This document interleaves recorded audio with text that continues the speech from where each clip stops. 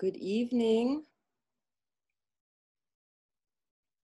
I think this is the first evening Blue Stars webinar, so a little different look because the light is changing. I have west-facing windows, which is beautiful around this time of day, but not optimal for video. So the lighting's a little different. Hi guys, I'm seeing some of my students in here. Yay! And I'm seeing some students here who are applying this year. And I'm seeing some younger students, rock on younger students, awesome, because the earlier you start to understand these approaches and internalize them, the easier admissions will be for you when you get there, and the more successful you'll be for sure. So, well, I'm very excited for this session, and you know, I think it's because that the team and I, we think about the Common Application essay so much. It takes up so much space in our brains and so much of our conversation with students, with each other.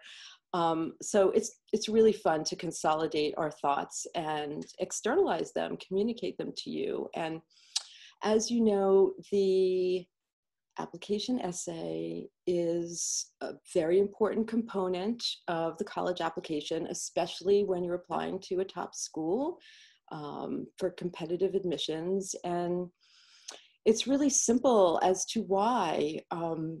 We know that colleges first look at a student's academic record, so their GPA.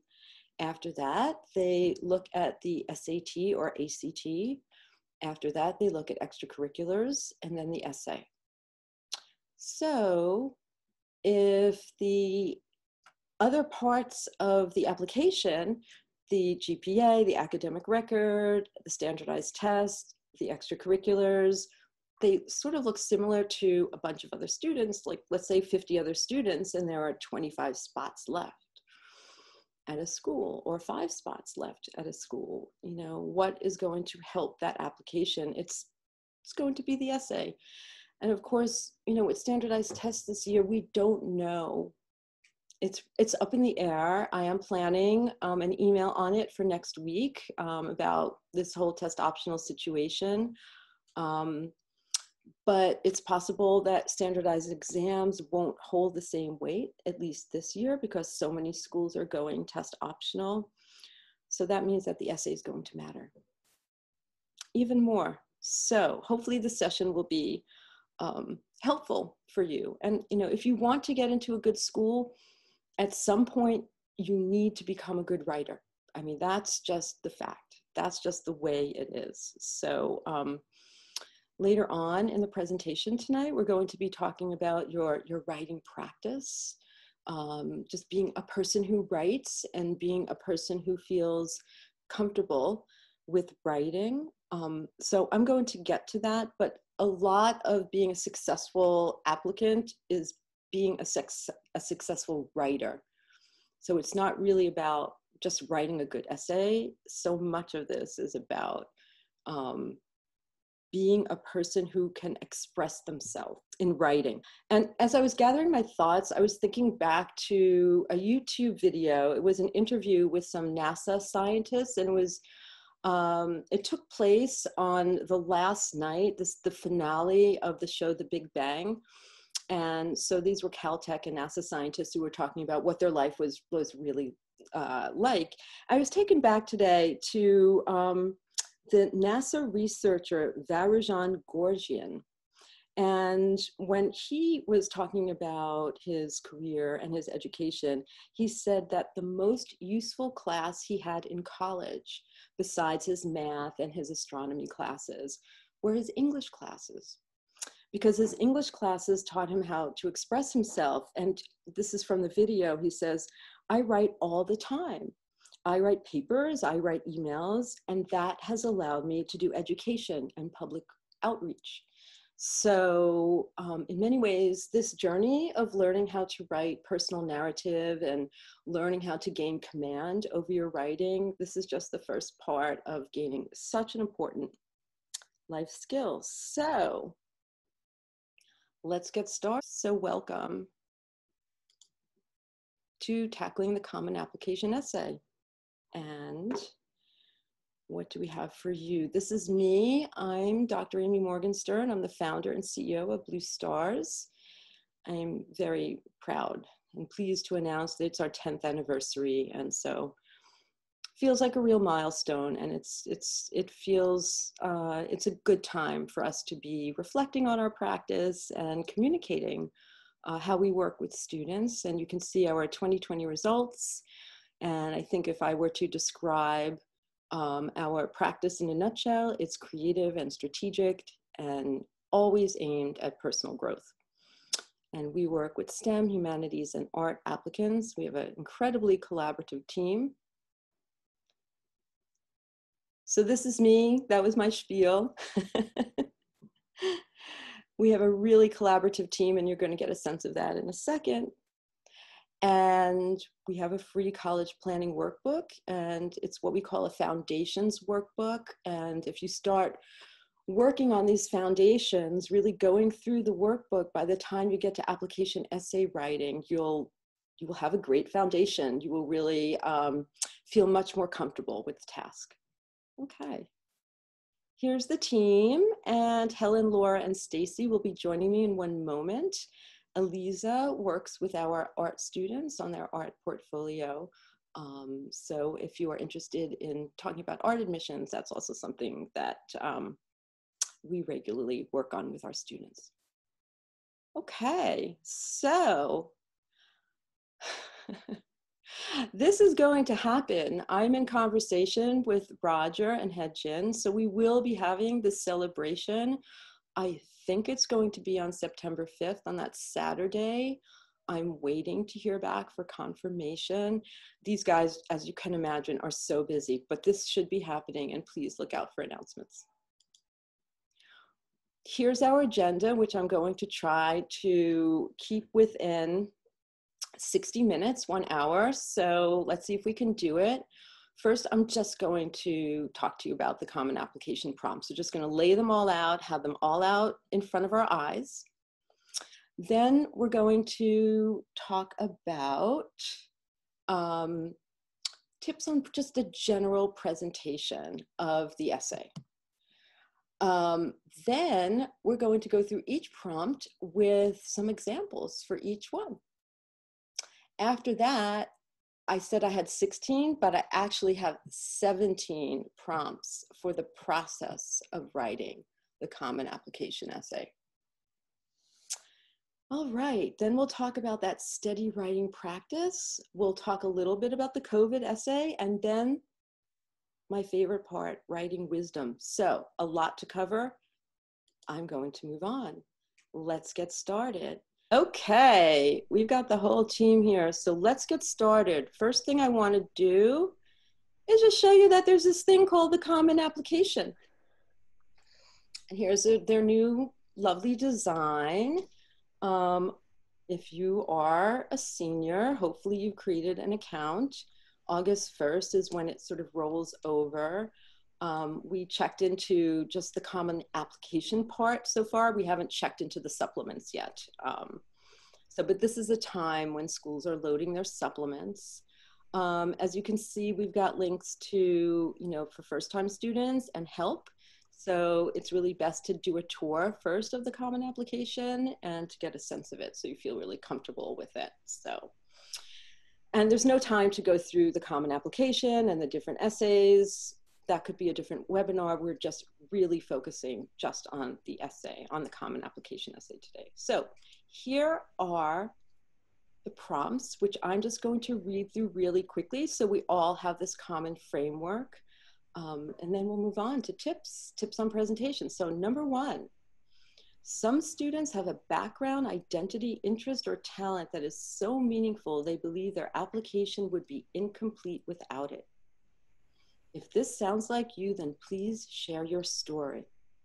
So This is the so meaningful prompt, as I like to call it. Number 2, the lessons we take from obstacles we encounter can be fundamental to later success.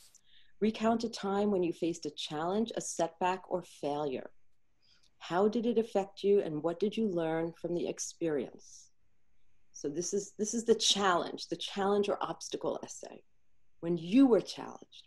Number 3, reflect on a time when you questioned or challenged a belief or idea. What prompted your thinking? What was the outcome? So challenging a belief or idea. Describe a problem you solved or a problem you'd like to solve. It can be an intellectual challenge, a research query, an ethical dilemma, anything that is of personal importance, no matter the scale. Explain its significance to you and what steps you took or what steps could be taken to identify a solution. So this is solving a problem. Solving a problem. Number 5, discuss an accomplishment, event, or realization that sparked a period of personal growth and a new understanding of yourself or others. So personal growth, woohoo! This is a happy place for us. Personal growth and personal insight. Of course, we know the UC prompts are called personal insight questions, so similar concept here. Number 6, describe a topic, idea, or concept you find so engaging that it makes you lose all track of time. Why does it captivate you? What or who do you turn to when you want to learn more? Okay, so the concept, the idea, so engaging, so engaging.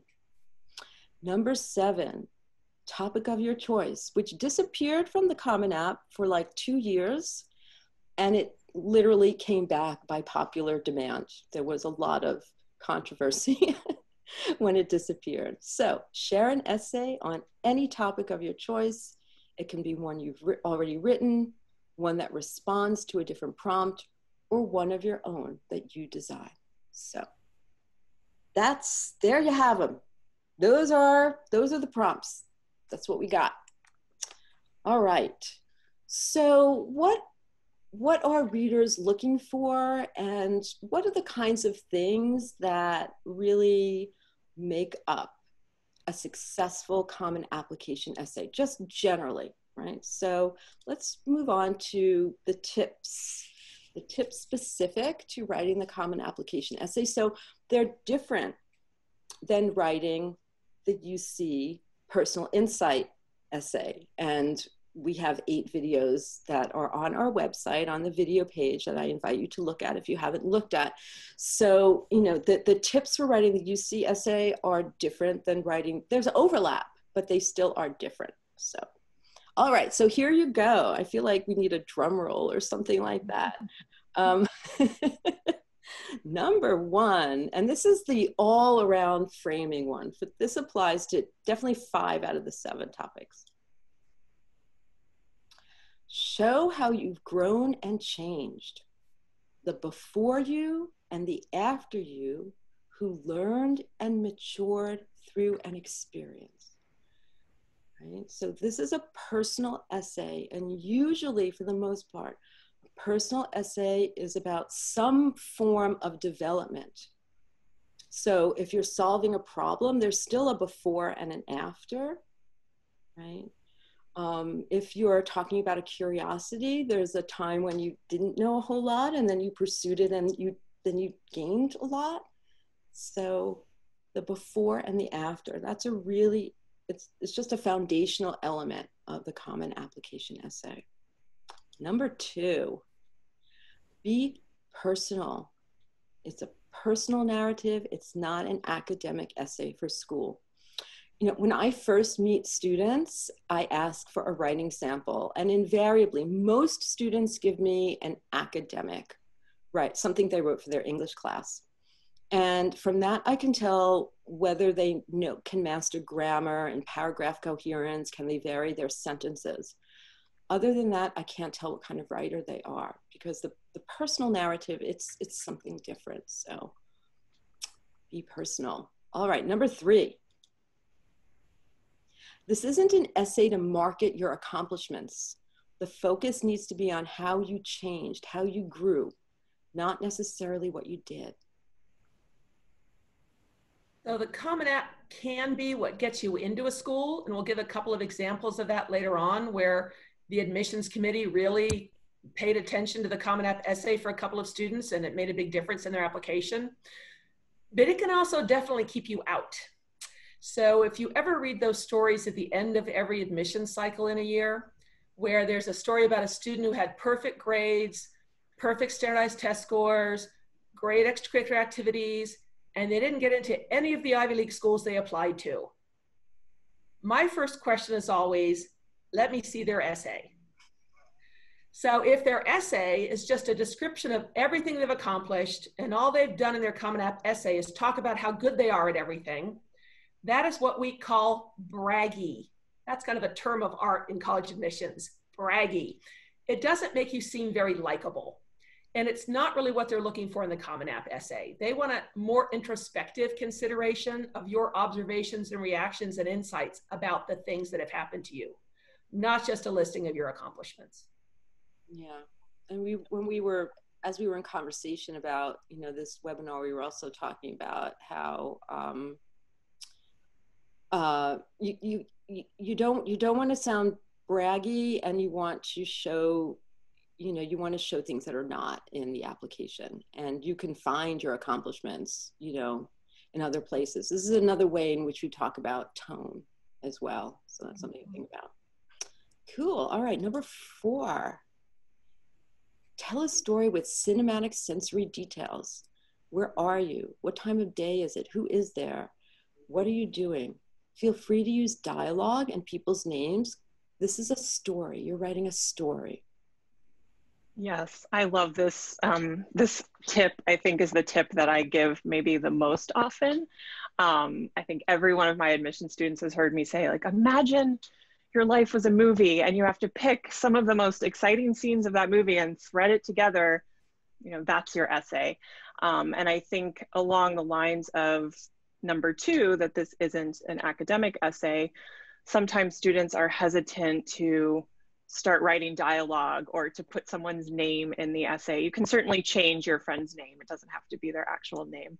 But I think these sensory details are just absolutely crucial to creating a scene, to really orienting your reader. Where are you? I'm always like, is it Tuesday afternoon and you're in your room? What's going on? So this is just a very, very important one that I want to underline. It's a way to anchor your reader.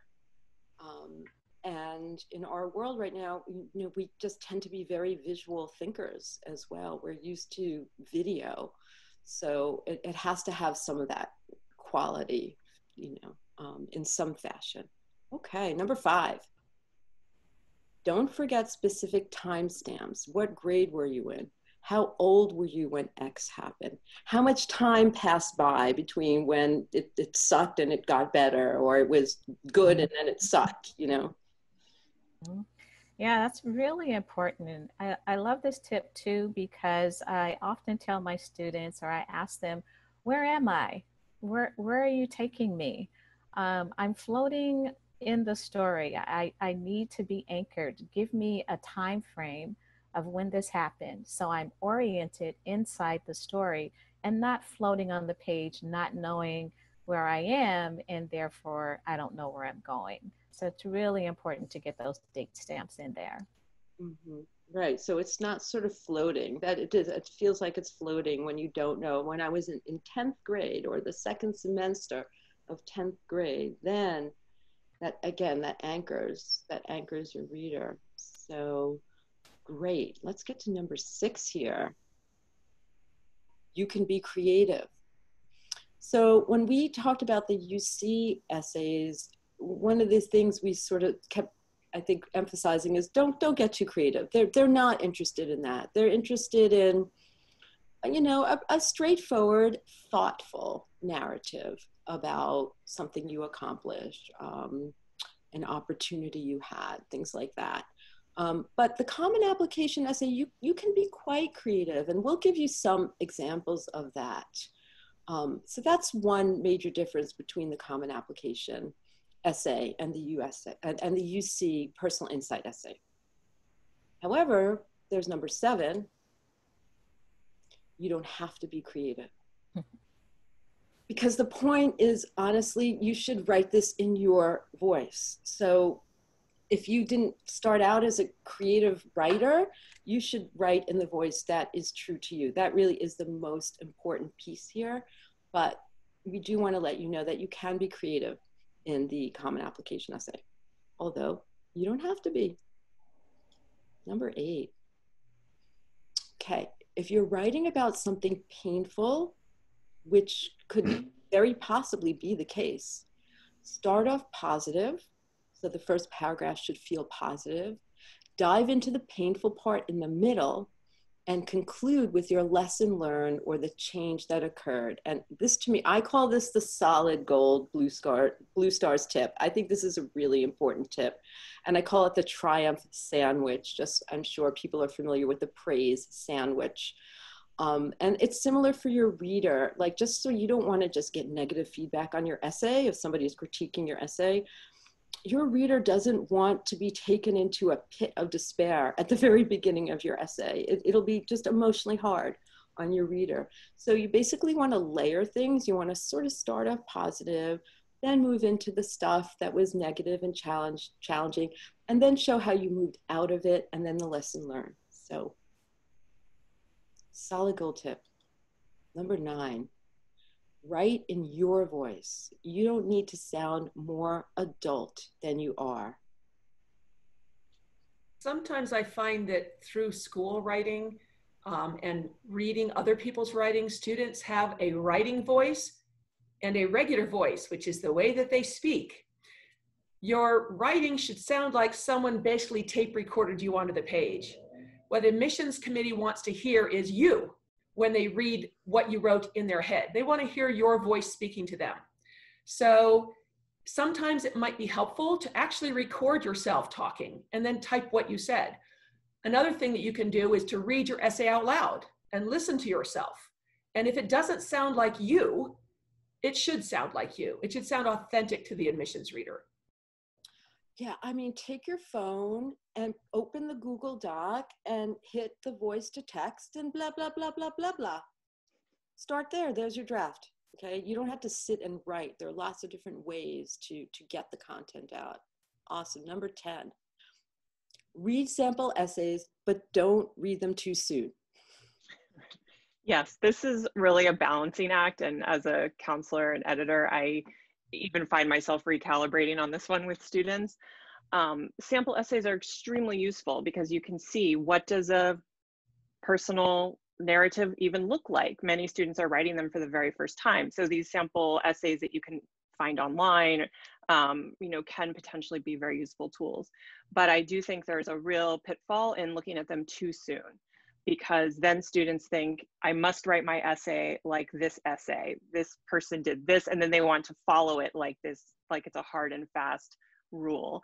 And I think that's that's like a danger zone. You don't want to do that. So I think you want to be solidly in your draft before you start looking at samples, because you don't want that other voice to interfere with your creative process.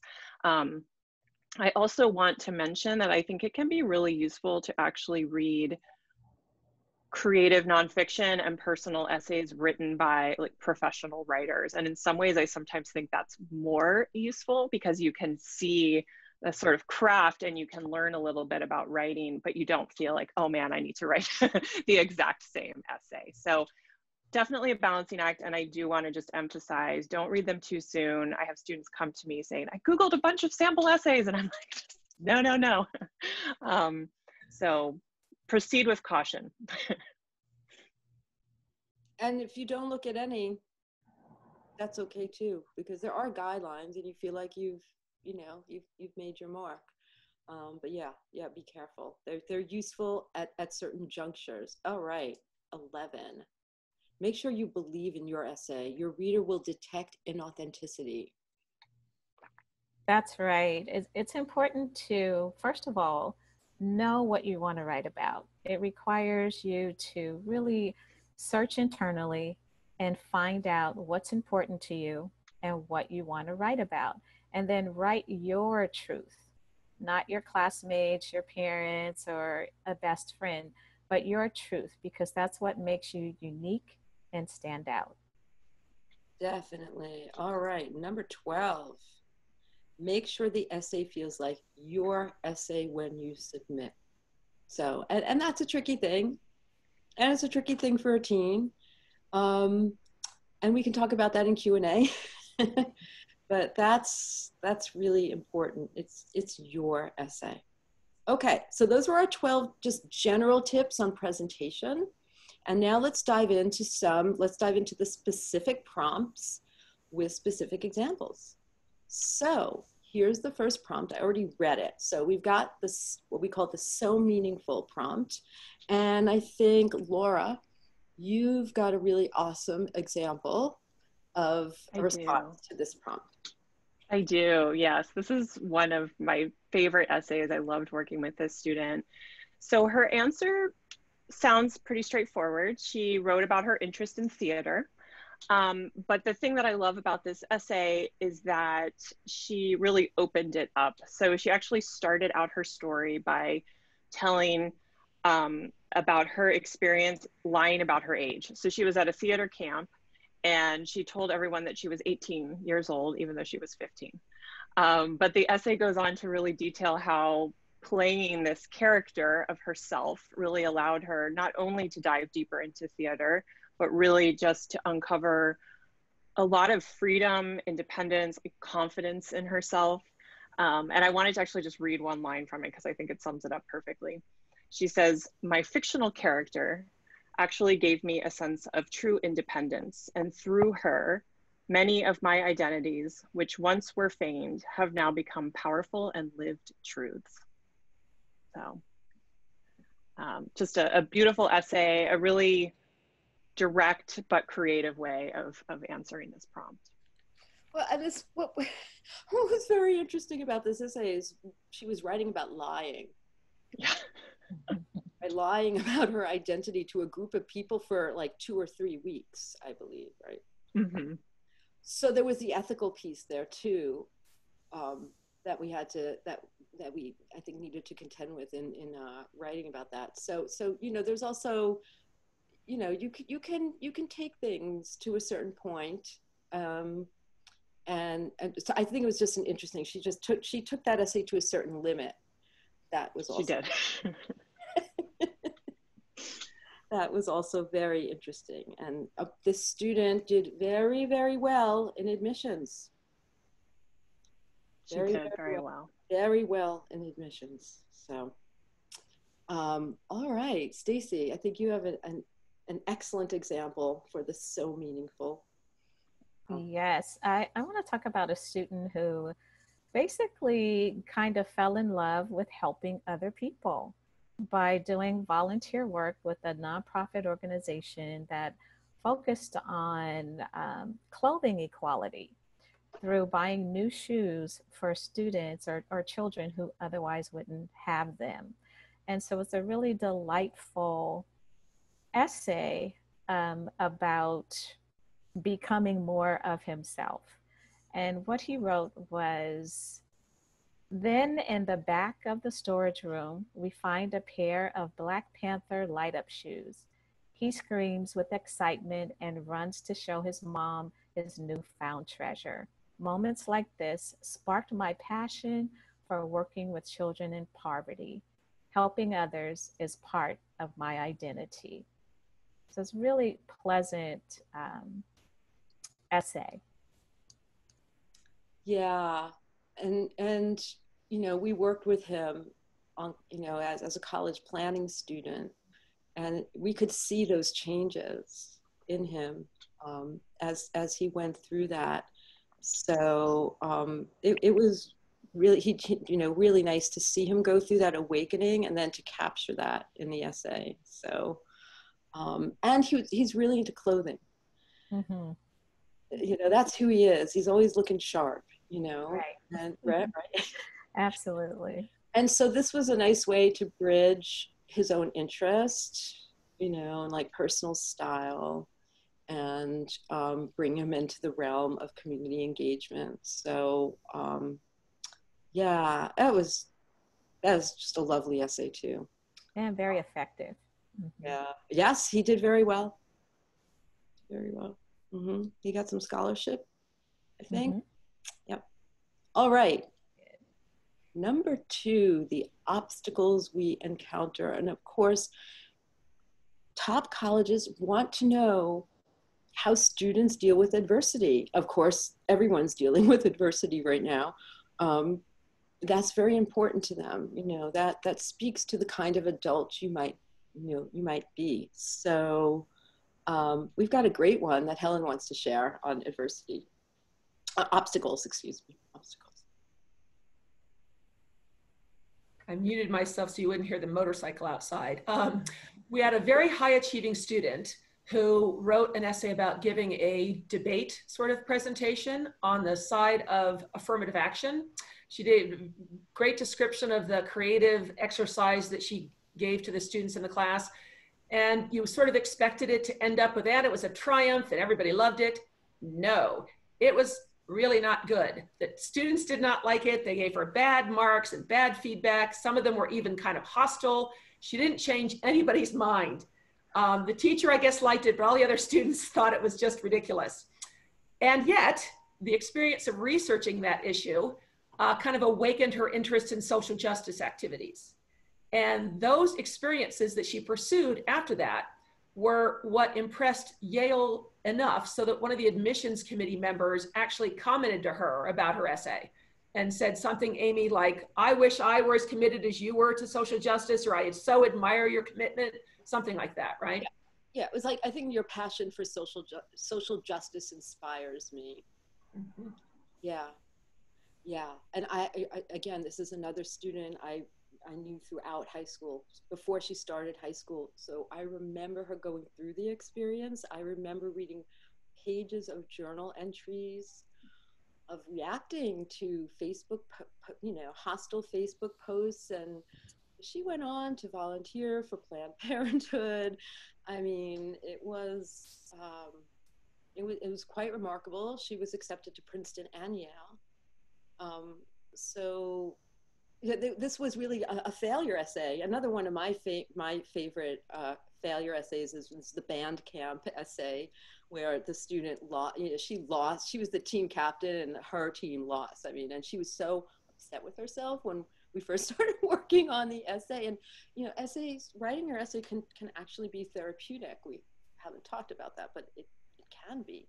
And by the end, she was much more settled with the situation, and she wrote that obstacle. This was probably the prompt she responded to, and she's graduated from Stanford at this point. So yeah, those are fun ones. Okay, what else do we have? Oh, we have a different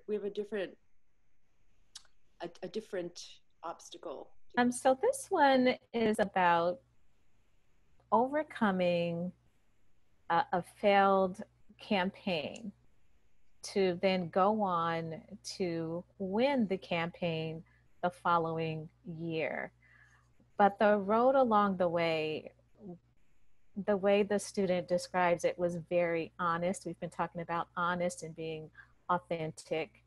So he learned humility through that process. And he understood that leadership is not about him necessarily, but it's about his ability to lead others to achieve their collective goals.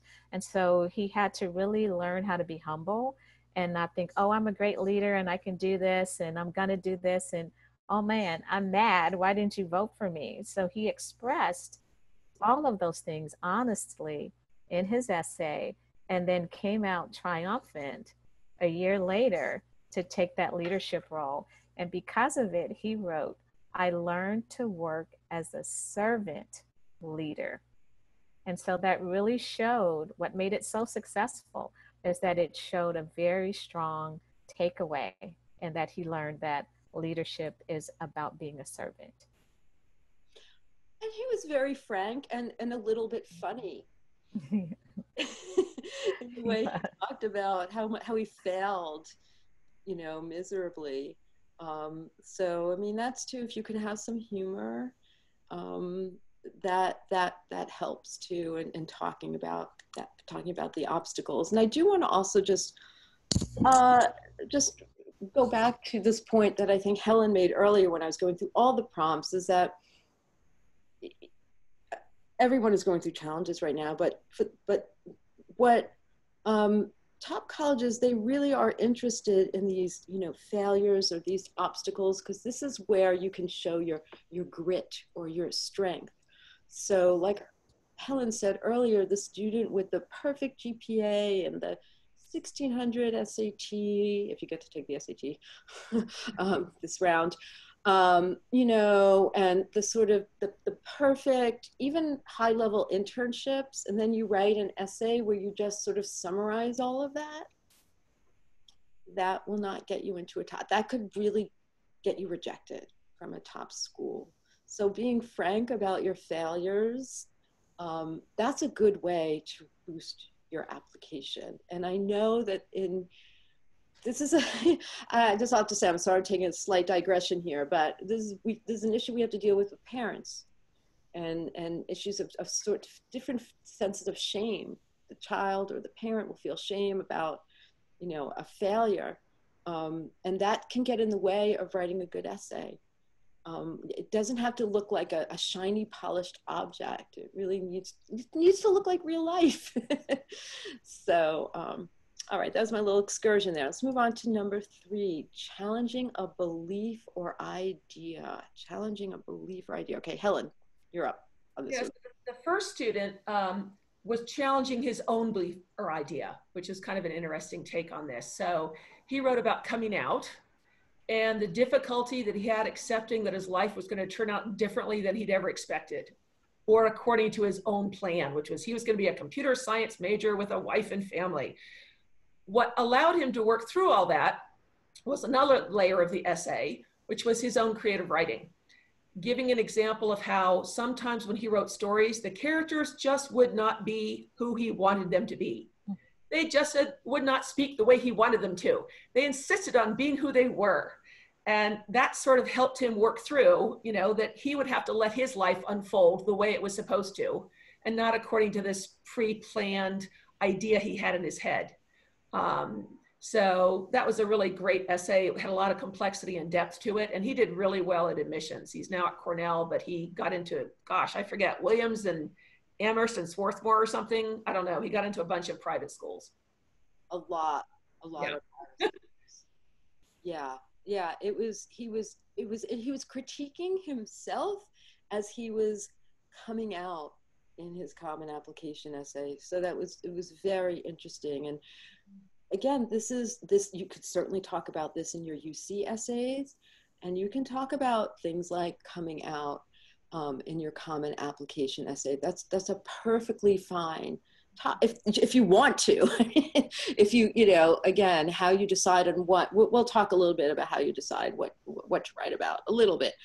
But if you want to, and you feel like it's an important story, and it's a great personal growth story, college admissions readers are very open to things like that. Also issues with racism, classism, these are definitely things you can touch upon in your essay.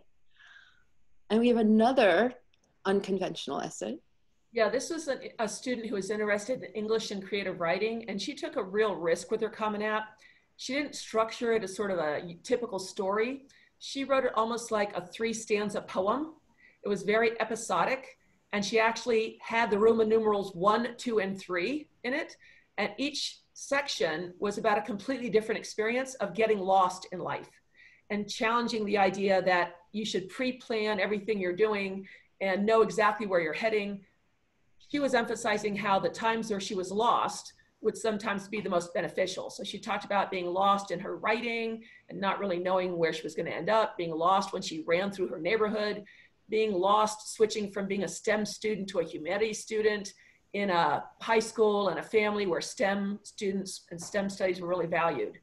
But it was a very, well-written, very creative essay, and she demonstrated a lot of knowledge of different writers and things. And it reminded me of something my brother, the architect, has said, which is people don't want to hire architects if they're dressed in a dark gray suit and a white shirt and a striped regimental tie. They want their architects to dress a little bit creatively.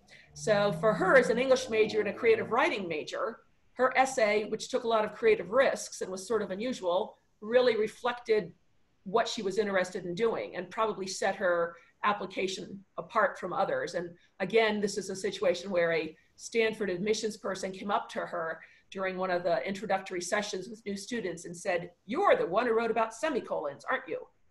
So just remembered her essay that much. Yeah. Yeah, it was interesting. Yeah, she took some risks, and she was someone who really stood by the humanities. And this is like about four or so years ago, and it's like STEM, STEM, STEM. So you can take certain kinds of risks. You know, as long as you're showing that before and after. So cool. Awesome. Let's move on to number 4. Solving a problem. And I've got one here that I wanted to talk about. And so this is a favorite of mine. And interestingly enough, what she did was, it was the setting of the essay, the scene was her solving very large jigsaw puzzles in her living room. So it was sort of about solving a puzzle, and solving these large jigsaw puzzles served as a meditative moment for this student to work out her problems in life or to process what she was going through. And so what this essay was, it was really what we call a braided essay, like a braid in your hair, a braided essay. So where there were sort of two things going on. On the one hand, she was sort of outlining her process of working through a large jigsaw puzzle. And on the other hand, she was narrating a very difficult choice that she had to make, and that she made and suffered for. She needed to decide between continuing as the star volleyball player at her school or continue being a youth commissioner in her town. And you couldn't miss any meetings for being on the youth commission, and volleyball conflicted with it. And she ultimately chose youth commission, and it caused a lot of strife on the team, at the school, with the coaches, with her friends. And she puzzled through that by doing these large jigsaw puzzles. So I just want to read the very beginning of the essay because it just sets the scene. And she writes, "It's been a while, I think, smiling at the new plastic sealed puzzle box in my hands. Magazines moved off the coffee table, curtains drawn to reveal late afternoon living room light. I am perfectly poised for the meditative time puzzling affords me." And then later on, just next paragraph, she says, "It took me 2 years to complete that puzzle. It took me 2 years to rearrange my life." And then she begins to talk about rearranging her life, and then the puzzle pieces are interspersed. And really just a lovely meditation, shows her to be a thoughtful person, but because it was more creative, I think it was just a very, very enjoyable read for the admissions officer. And that was a while back. And that was, she got into Columbia ED. So that was a fun project. Mm-hmm. Yeah. So Stacy, you got one. Yeah, this student every morning would go to school and log onto his computer and would see a logo that he felt was problematic because the way it was positioned, it highlighted one group of students in a higher position than everyone else. And he wondered if that bothered anybody else. And so he talked to some classmates, he had a conversation with his family, and his mom said, "Well, if it really bothers you, here's a website, go figure out what you want to do." And so he wrote a letter to the school district explaining how he felt the image was not inclusive. And to his surprise, they listened and they changed the school logo, not just for the school, but for the entire school district. They got a brand new logo that was more inclusive. and that he felt better about, and he was pretty sure that other people felt better about as well. Here's what he wrote. I had not expected the school district to respond to my complaint, but I was relieved that the symbol of marginalization no longer existed. So he really dug into that problem and did something about it and brought about a change in solving that problem. Yeah, and I think he was also really proud, and Mm-hmm. he was able to do that. So yeah, that was a really sweet one. Personal growth. Who's got one on personal growth? Helen. Yeah, a student we worked with on the East Coast wrote an essay about finding out that what she thought of as her sort of typical Asian family wasn't so typical. She sort of had defined herself and her group of friends in the Bay Area according to sort of internalized stereotypes that she had accepted. And then she found out some secrets about her dad and some secrets about her mom that were both financial and sort of marital and stuff. And kind of ended up making her rethink her identity, because these were sort of behaviors that none of her friends' families were experiencing, and that sort of completely upended her definition of who her family was. And she changed her way of defining herself, rather than sort of accepted social stereotypes that she had sort of internalized. She started defining herself more as an individual. And so there were some different complex layers in there. But that was a very traumatic high school experience she had when her mom sat her down and revealed all this news to her. And it really resulted in a lot of growth and her redefinition of who she was. And she ended up getting admitted to Penn. Yeah. What happened when your family turns out not to be what you thought it was? Mm-hmm. And yeah, we helped her work through that situation. And yeah, it was very successful. Okay, we got another one for this one, Helen. And another student's father had a stroke and lost his job. So this student had to give up his ambitions in a sport he had hoped to pursue in college, traveled all over the country doing tournaments and had expensive lessons and stuff. And instead of applying to sort of expensive summer programs, he got a job at a fast food joint and really changed his perspective on not necessarily having control over everything in your life, but having to turn that into something valuable anyway. And the experience of working with the other people he worked with was really valuable. And he ended up getting admitted to Hopkins, but he totally changed his mind about what was important. Awesome essay. Awesome essay.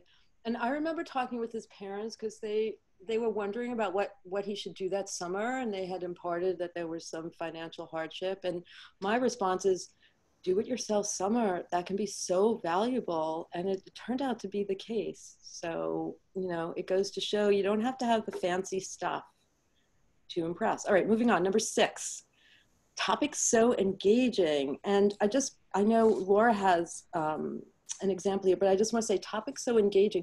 This allows you to show your curiosity, which is very, very important for top schools. And one of what we call the 7 C's, you can find that on our website. And again, if you want to know, well, what kinds of things should I be showing schools?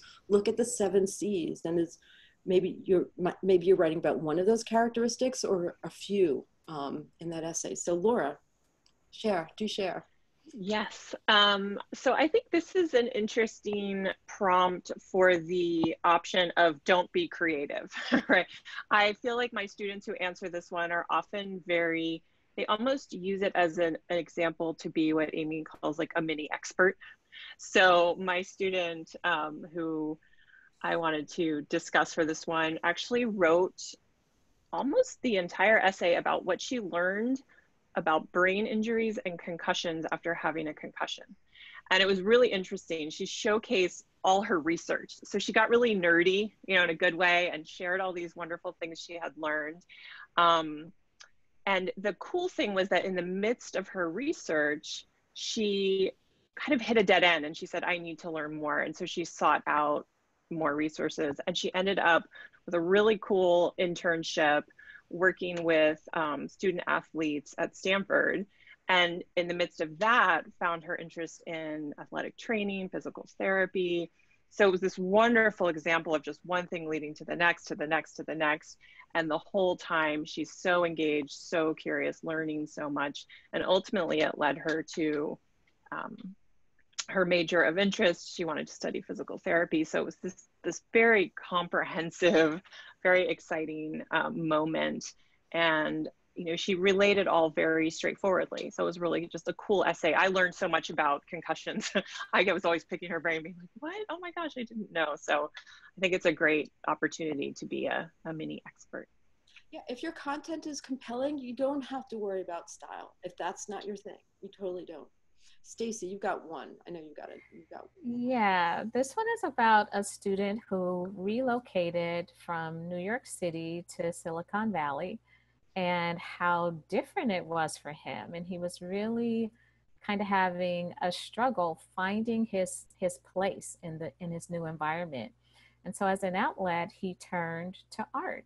He started making comics and doing graphic designs, and then he found out that art was a way for him to express himself, to find out more about himself, and to connect with other people through artistic expression.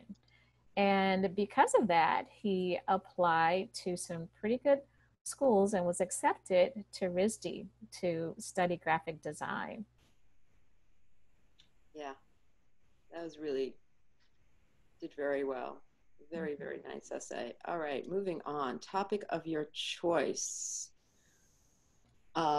Which I'm not going to lie. This is my favorite one. This is my favorite. I'm just not going to tell a lie. And when it was gone for 2 years, whatever, we deal with things. When it came back, it was a happy day. A lot of people were happy. So I know, Laura, you have an example of topic of your choice. I do. I was going to say it's my favorite too. I do really love this one. So this student, I think this is a theme I've been hearing as we've been talking about all these essays. It was such an honest, authentic, just straightforward story that he told. And essentially through like a series of vignettes, he talked about how he came to really value kindness and caretaking, which sounds kind of general as I say it, but he had these wonderful examples that were very personal from within his own family, things he had done, and then also more kind of expansive things within his community, things he'd really taken upon himself. For example, he drove up north last fall during the fires and brought things to people just of his own accord, not through an organization or a club. He just did it. He had this wonderful scene of sitting around talking with people at this shelter. And it was really just an incredible essay. I was remembering when I looked back at it today that it had actually almost made me want to cry. And then Amy, you had left a comment in it, this essay is bringing tears to my eyes. And it's making me also want to just point out that, you know, your admissions readers are people and they want to be amused, they want to be surprised, they want to be moved. And so I think that's just a really kind of a reassuring thing to remember. Like Amy and I both read this essay and we're like, ah. And his admissions readers had a similar reaction. He got into many, many, many schools. So I kept getting texts from him. I got in here, I got in there. So a beautiful essay. It makes me happy to even talk about it. Yeah, it really made you want to know him, meet him, have him around. Yeah. Let me quickly just talk about the very last one, which is one of my favorite essays. And this is, I worked a while back. I worked directly with the student from beginning to end. I call it the hot pot essay. And for a time, the common application was 500 words, which was also, I think it was at the same time, they did not have topic of your choice. It was like 2013, around there. Anyway, and this student, I'm just going to read the first few sentences and I'll say a little bit more about it. And she writes, this is how it starts. She says, I wait for the right moment to make my move and then surreptitiously run out the front door and into fresh air. Have I been spotted? I don't care. A hospital escapee, I ... Okay, why is she escaping a hospital, right? You want to know, you know, she sort of sets up this scene where there's a lot of suspense. It's fun, it's witty. And she tells a story. She has landed up in a hospital in China for to help her with lupus. She had contracted lupus when she was 12 years old, and she had been a very, very successful student and athlete. And, until then, she had to be homeschooled, and then there was the hunt for remedies. But she managed to get through it, and she managed to get back to high school, and she really excelled in high school once she got the situation under control. And this essay is just a great example of what I call the triumph sandwich, because it starts off with something funny and energetic, and then it moves into the hardship. And it's another essay that could make you cry. And then it sort of ends with a resilience, so ends on a high note. Those are our specific examples that we have to share with you guys. And now, how did, these students didn't show up. I mean, they were all different kinds of writers and all different kinds of students. How did we help students get their essays to the point where they were really the right essays for that student? So to begin with, right, when you just start writing your common application essay, what we suggest is you just write down notes for each prompt, or, set up a separate document, or you can just rattle this off into your phone, into a Google Doc, if writing feels too scary and formal. So, but basically you want to write down notes for each prompt, and which one is getting the most notes? That's the one. That's going to be the one. Or think about it for a few days. Let it sit there. But that'll direct you, that process. Okay, so once you've settled on the one, make sure the content of the essay doesn't appear anywhere else in your application. I mean, if you're going to talk about a particular experience in a club, and you've mentioned the club in the activity essay, that's perfectly fine. But just make sure you're not elaborating twice on the same thing. Your application is precious real estate. Okay. So before you start writing, think through the basic structure of your essay and define each paragraph. So what we do is we have students, we just do P1, P2, P3, P4, P5, okay? Make sure each paragraph has a purpose. So really you're thinking about things before you're writing, which is not the general picture of writing. But the more you prepare to write, the better your writing will go. Okay.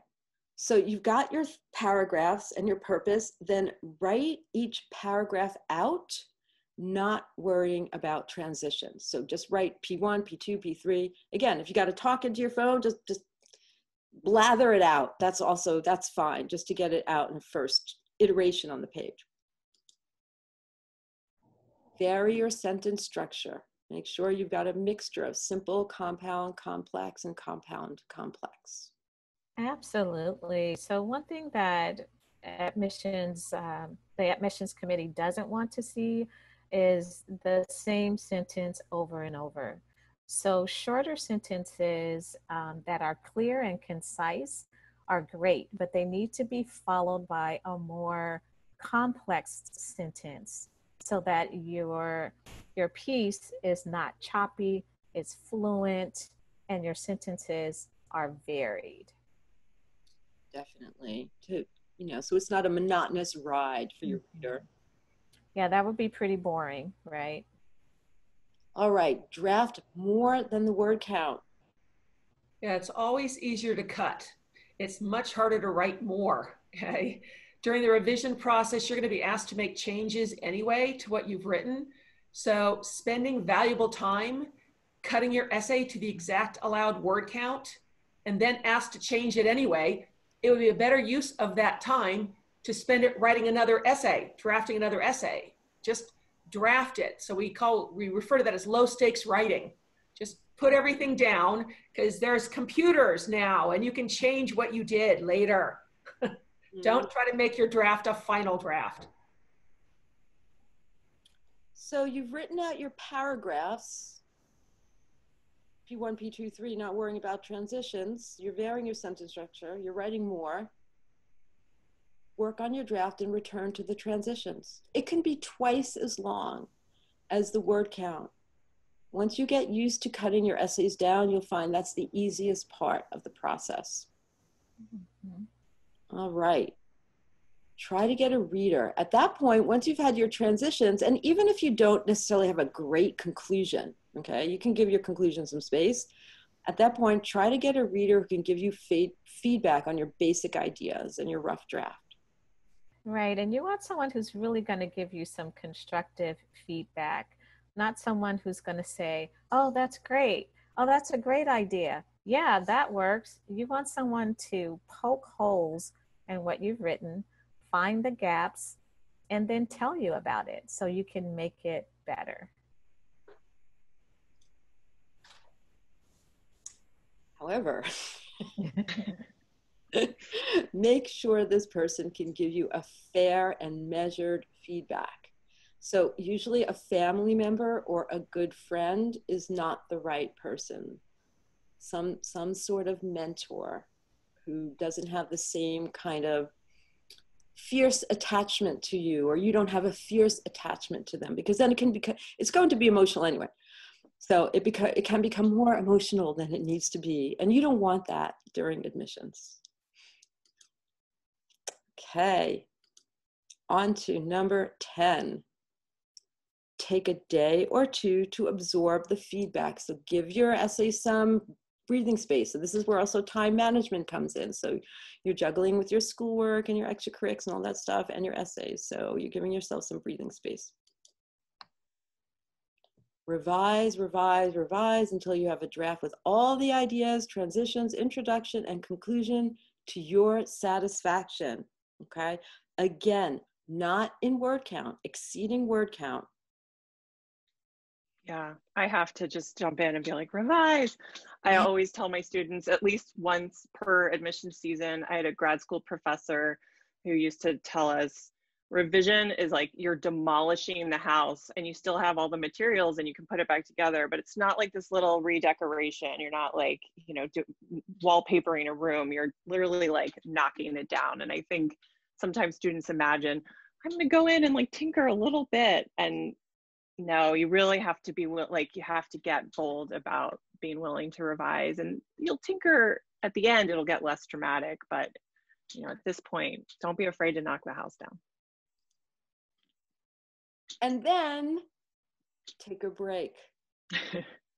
Right, so you've knocked the house down, but you have put it back together, right? Take a break. Yeah, sometimes something you thought you wrote that was perfectly clear to you, if you let it sit for a couple of days and then you go back and look at it and reread it, you're going to find that is not even close to what you wanted to say. But you won't see that because you know what you are trying to say. So you've got to let that get out of your head and read it with a fresh eye in a couple of days when you don't remember what you were trying to say, to see if it actually says what you wanted it to. Right, and you become less attached. And I mean, we all know we can be attached to our writing, and then it's hard to rearrange, and that's why taking a break is so you'll be less attached. You'll go back to it in a fresh way. Okay, 13. All right, so then at that point, you want to start cutting your draft down to word count. And I call it liposuction. You're sort of sucking out the extra stuff. And usually you're going to find that's going to be adjectives, prepositional phrases, or if you lack action verbs and you start to use action verbs, you can usually start to cut the word count. Also, you can cut clauses down to phrases. Those are just some tricks. You can use contractions. That's another way. All right. But then, if you have condensed the draft as much as you can with little fixes and it still exceeds word count, then that means it's time to make bigger decisions about your essay. So, for example, we often work with our students on the common application essay, and then that essay becomes one of the UC essays, and that's cutting it almost in half. So we have to make decisions about what is the most important thing. Well, similarly, if you've lipoed the draft as much as possible, and you still can't get it, then there are some higher level decisions that you have to go back and think about it as an engineering problem or a coding problem or an art problem. I like to say that writing is a problem solving exercise, even though we tend not to think of it that way. Okay, 15. Oh, I already said that. I preempted myself. So writing and revising are problem solving exercises, right? So it's easy to be frustrated when you get to this point. Sometimes you have to take a break. Sometimes you have to take a nap. Sometimes, these are the tricks writers do. You take a nap, you take a walk, you take a shower. I don't know. Take a little break and then go back to the problem. That's all it is. It's a problem you have to solve. So try and embrace it, something like coding, and your essay will take its rightful shape. 16, share that polished draft with someone you trust to give you a fair and informed feedback before submitting. And then let go. Okay, writers don't really finish pieces, they let go of them. So at a certain point, you just have to call it, and it's time to let it go and submit it. All right, so those are your 17 tips. Now we've got less than 17. We have 4 tips on just the general practice. So in order to do a lot of the things that we have just suggested you do successfully, thinking about having a writing practice, and again, in your future, you will need to write well. That will be really important to you. So here are a few tips we have. Start becoming comfortable writing every day and set a timer, right? And keep working even if you think you are done or out of ideas. It's so much a matter of just putting in the time. So we do recommend, like, set your timer for 30 minutes. And you can go up as needed, or you can just do like 30-minute intervals and take breaks. I have to share with you that I'm a 30-minute free write interval person. Like, what I do free writing all the time in my own writing, for my own writing. It flies by if you set the timer. If you don't have 30 minutes, try 20, something like that. So doing those sorts of writing in intervals is very helpful. And I just want to add here too that, you can't really rush writing. I was just talking to a student earlier today about this. You sometimes have to sit in that space of that 30 minutes and figure out what you're going to write. And you can't like wait until right before, a deadline and rush a draft. So I think that idea of, I'm going to have my writing practice today, I'm going to write for 30 minutes, really gets that into, into a habit where then you're not rushing, because it's literally impossible to rush the writing process. I've tried at times in my life and you can't do it. We'll get back to that in the wisdom, right? Yeah. This is, okay, so my way of talking about number 1 and 2 is butt in chair. Get your butt in the chair, or however you write, put in the time, follow the steps above the 17 steps, and you're going to have an essay. That's going to happen. All right. 3rd hot tip, be prepared to write about stuff that doesn't feel pleasant. This is the material top universities seek, times when you face challenges and adversity. Yeah, so people may have heard about the whole affirmative action lawsuit that embroiled Harvard, and part of what happened was Harvard had to produce documents about their internal admissions decisions, and it turned out that one of the attributes that they value in applicants is courage. It is pretty difficult to demonstrate courage if you've never done anything that's hard for you, if you've never had any challenges, if you've never faced any adversity. But just remember that your focus should be on how you recovered and what you did about the adversity. Don't just dwell on your despair. Sometimes teens get very dramatic about that part, but what they really want to know is what you did about the challenge that you faced. The triumph sandwich. You just start off positive, you move into the negative, you move back out to the positive, and you'll be fine. Yeah. Okay, 4th and last tip. Become comfortable writing about yourself. It's going to be very important for your professional future. And how do you become comfortable writing about yourself? You write. You get your butt in the chair for 30 minutes. So this is more of the foundational practice that we really want to suggest that people start to think about for themselves. Okay, let us move on to the new item on the Common Application, which is the COVID-19, the supplemental essay prompt. And this is just taken from the Common App, okay? So community disruptions such as COVID-19 and natural disasters can have deep and long-lasting impacts. Notice I've bolded impacts because I think that's what this essay is dealing with. If you need it, this space is yours to describe those impacts. Colleges care about the effects on your health and well-being, safety, family circumstances, future plans and education, including access to reliable technology and quiet study spaces. So you have to say whether you plan on writing on it, and you have 250 words. And then here, we pull this in from the FAQ. And so just notice here, they're saying this question is not intended to be an extra essay.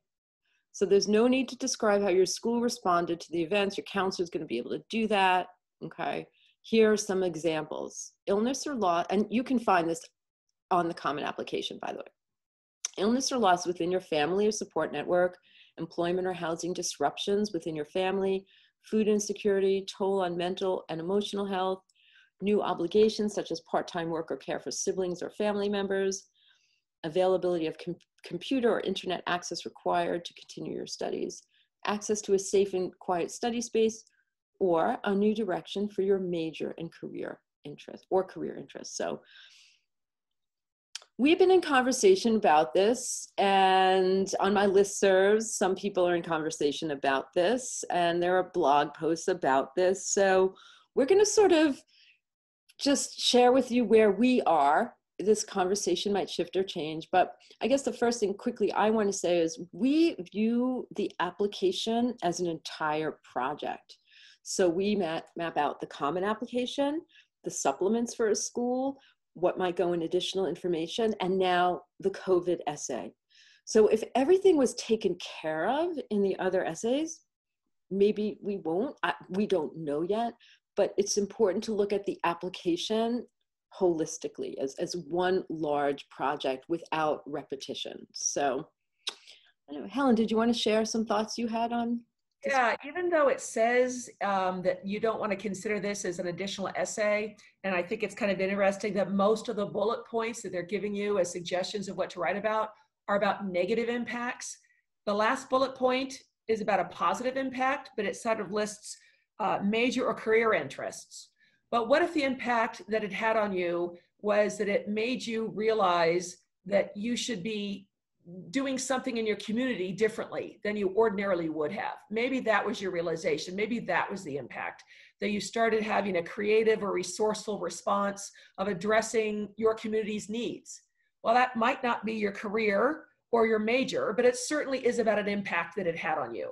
And it could be a positive impact because you launched into some sort of new kind of community service or something. That would also fit. We've had students go through all sorts of awakenings during this time. And it's possible they'll show up in the other essays, but it's possible that this might, like, wow, this changed my mind about how I understand the world. And I have parents telling me that their teens are arguing with them about all sorts of issues in the world, and really starting to inform themselves. So I think that could be valid as long as it's not redundant. So yeah. So Laura, did you want to share some thoughts on this? Yeah, I definitely, I want to echo what Helen said, because I do think a lot of my students have done some really interesting things. So I think definitely including ways in which you've risen to the occasion or had an awakening is seems like a great use of this space. And then I would also just add that if you do answer this prompt, you should be really as direct and brief and clear as possible. So no need, all that stuff I was saying about sensory detail, ignore that for this. And this is really just a place to report what you did and what the impact was. Right, it shouldn't feel experimental. It should feel pretty matter of fact. Yes, exactly. Stacy, did you want to give us? Yes, yeah. So another way to look at it too is to show your understanding of the pandemic and how you see it changing the world, for better or for worse, like Helen was saying. And then how have you adapted to those changes and how have you helped others to do the same? So I had a conversation with a student about how the pandemic is changing business in our country, what's happening to internet or online businesses compared to brick and mortar. And so what's your understanding of this pandemic and how is it changing the world? How is that impacting you? Mm-hmm. Right, exactly, exactly. And some things that I want to quickly share, like what you don't want to do is, you don't want to talk about getting depressed and falling into a hole and feeling disappointed. And like, you don't really want to use the space for that, unless, again, it's something that, you start to talk about how you picked yourself up. Like maybe the first 2 weeks you fell into a slump and then you're like, wait a minute, I should be doing something, which that happened with a bunch of our students.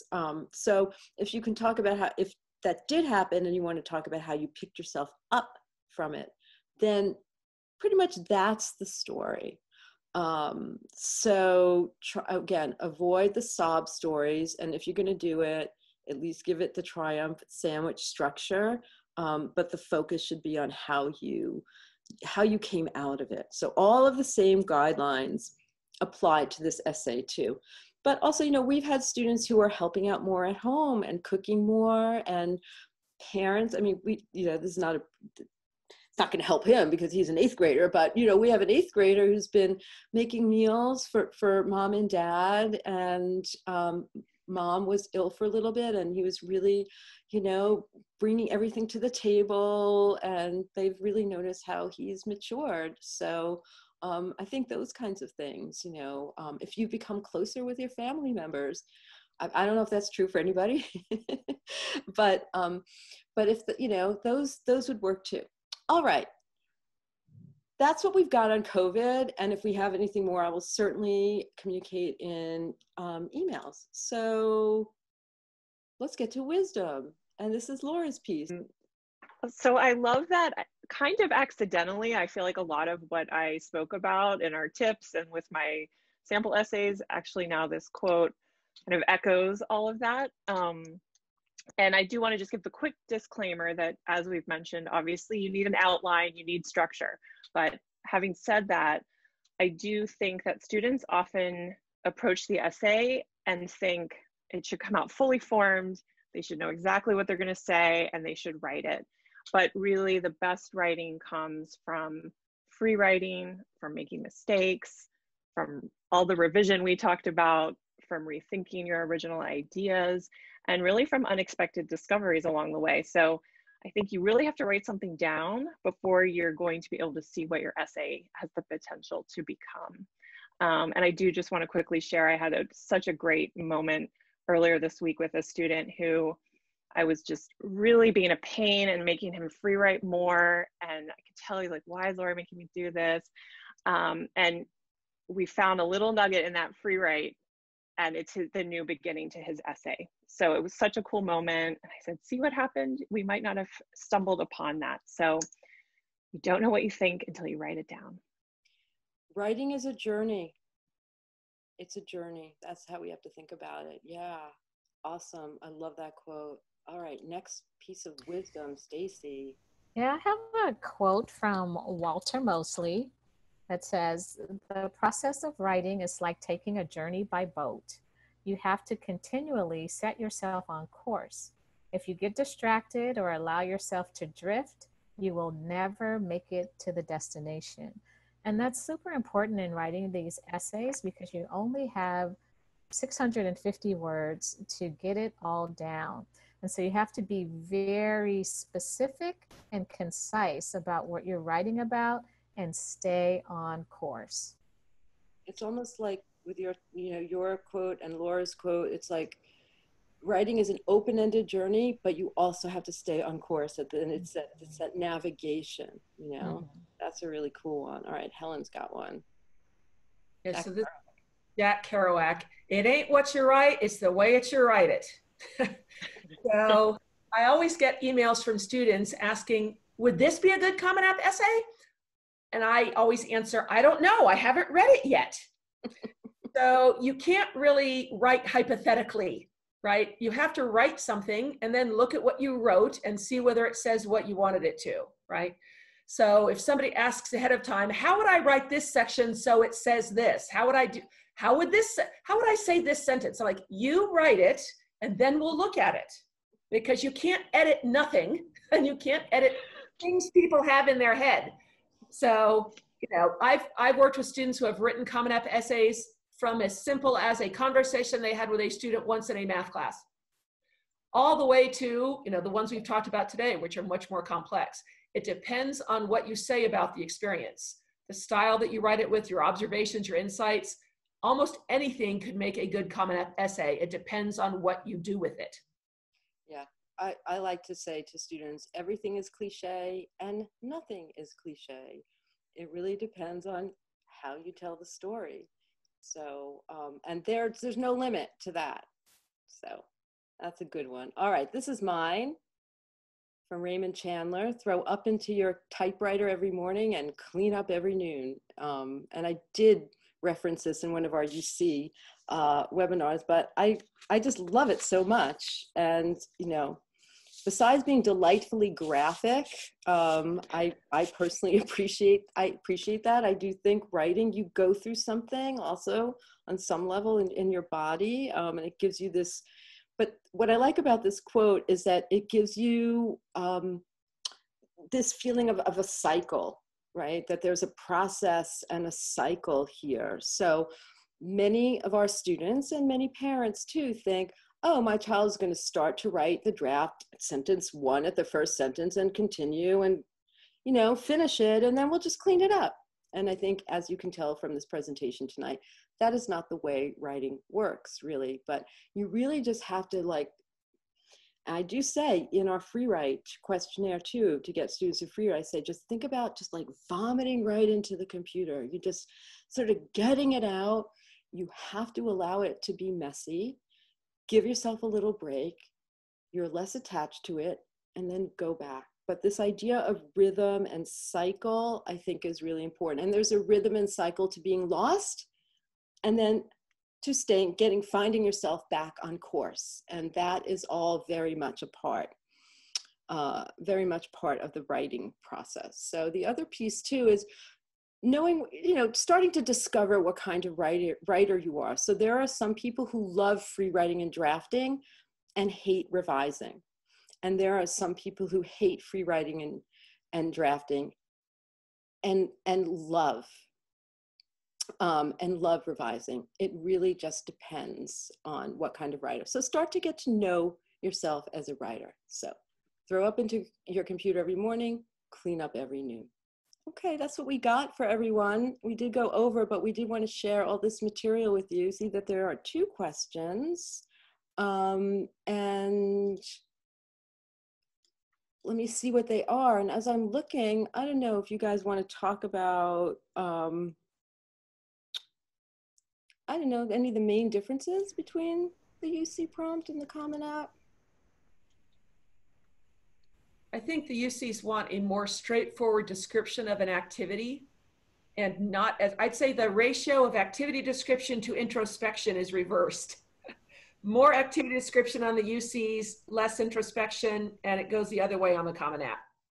The activity description on the Common App is in service to discussing what you got out of it and what your reactions were to it. The UCs want more description and not so much, you know, not that they don't want any, but not as much of the introspection. That would be my perspective, but I don't know what anybody else thinks. I do think the Common App is much more of a story. There's more of that, like, to repeat myself, but there's more of that sensory detail and dialogue, and the UCs really want you to just tell them what did you do and what happened and what was the outcome. And the Common App is more of a tale that takes you through the ups and downs. Yes, and the Common App is also a place to really show who you are and what you're about that the admissions office can't see anywhere else. We had talked in earlier sessions when we were discussing this that you know, you really want to show yourself to be a thoughtful person. That's really the purpose of the Common Application and many of the supplements as well. We do have a question. One person asked how many of these essays you write. So you pick one. So out of the 7 topics, you pick one to write on. And so again, we recommend just jot down notes for each one to see which is the best one for you. Another question, how long should the essays be? Very good question, we didn't mention that. So the Common App essay is 650 words. The COVID essay is 250 words. You also, there is an additional information section. We did check that yesterday after the rollover. That is 650 words. So as I stated for a time, for 2 years, the Common App was 500 words. It was killing us. It was killing us. So they changed at least that much. So, any other questions? That's all the questions we have. I mean, the universal piece of advice is details. Your details will carry your essay. That is the most, you know, don't worry if you're not a creative writer or if you don't have a creative idea. If what you write is detailed, it will be an impressive essay, most definitely. All right, any other thoughts? Okay, well, thanks everybody who hung on. Thanks so much. I really hope this was helpful, and hope to get to that other webinar with my 2 friends from the medical field.